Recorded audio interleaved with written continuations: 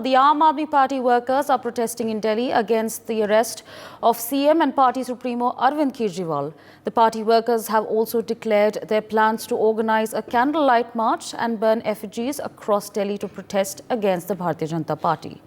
Meanwhile, AAP Minister Saurabh Bhardwaj is holding an important press conference. Let's cut across. चोरी छिपे electoral bond के पर्दे के पीछे छिपके जो सबसे बड़ा तथाकथित एक्साइज के मामले में जो सबसे बड़ा किंगपिन बताया जा रहा था, जिसको आरोपी बनाया था, उन शरद चंद्र रेड्डी से लगभग 60 करोड़ रुपए का चंदा इलेक्टोरल बॉन्ड के पर्दे के पीछे छिपके भारतीय जनता पार्टी ने लिया। यह आरोप नहीं है, यह तथ्य है। कुछ लोगों ने कल कहा कि भारतीय जनता पार्टी का आरोप, मैं करेक्ट करना चाहूंगा, भारतीय जनता पार्टी के खिलाफ यह आरोप नहीं है हमारा आम आदमी पार्टी का। हमने प्रूफ दिखाया है, एविडेंस दिखाया है।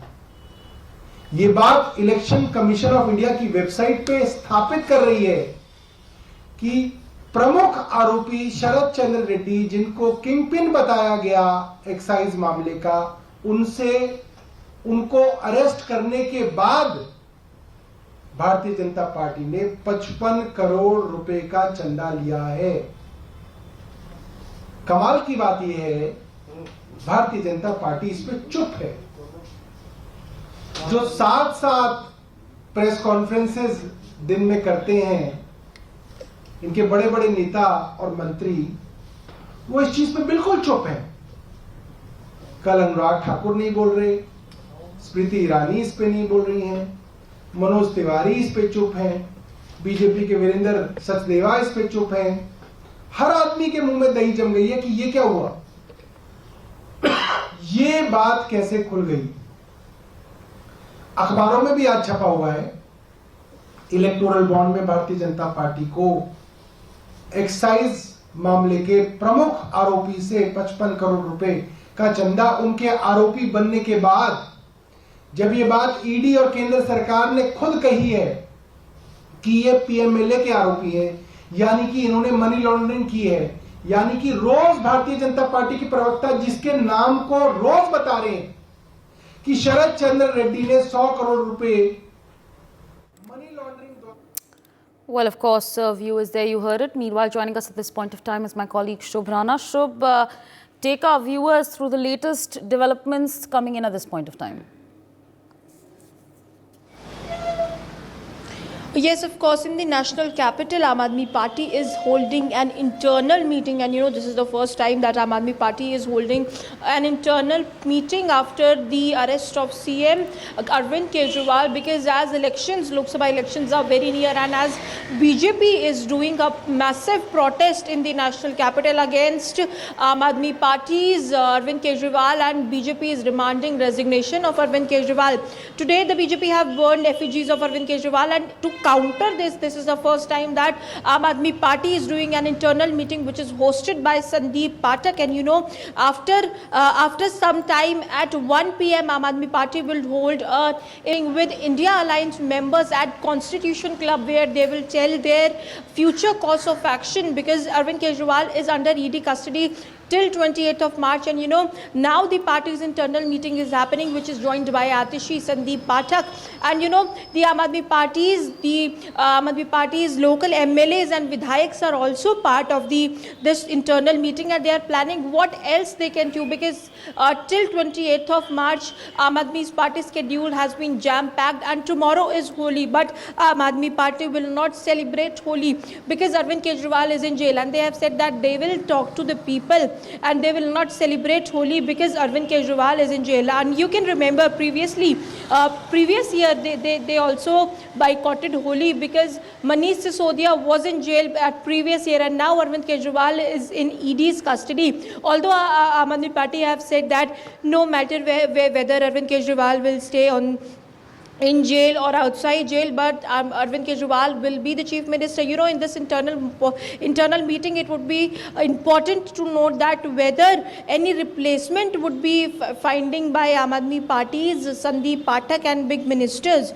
Because if Aam Aadmi Party's Arvind Kejriwal will remain to stay in the ED's lockup, then this would be very important, because at the jail you cannot function as a chief minister, because as a chief minister there are many meetings to hold, so it would be very difficult, and an inappropriate message would go. So Aam Aadmi Party's internal meeting is crucial, and you know, still the meeting is going on, and after an hour it will end, and Aam Aadmi Party will hold a very important press conference with India Alliance bloc members at 1 a.m. in Constitution Club. Yes, back to you.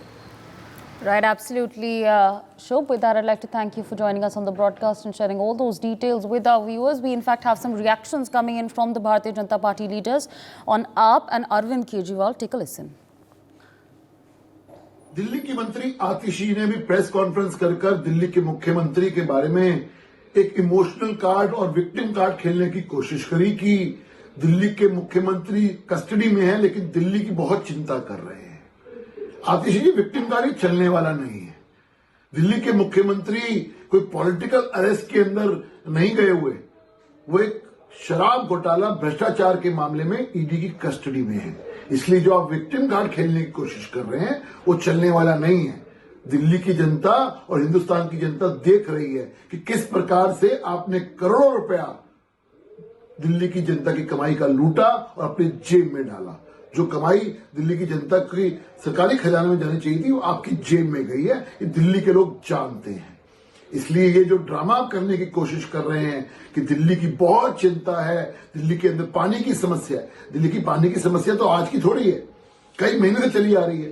जब केजरीवाल जी के पास नैतिकता नाम की कोई चीज नहीं रहा, जो अन्ना हजारे के नेतृत्व में ढाल बना करके नैतिकता की बात करते थे, अब कहते हैं कि कानून में कहीं नहीं लिखा है कि जेल से सरकार नहीं चला सकते।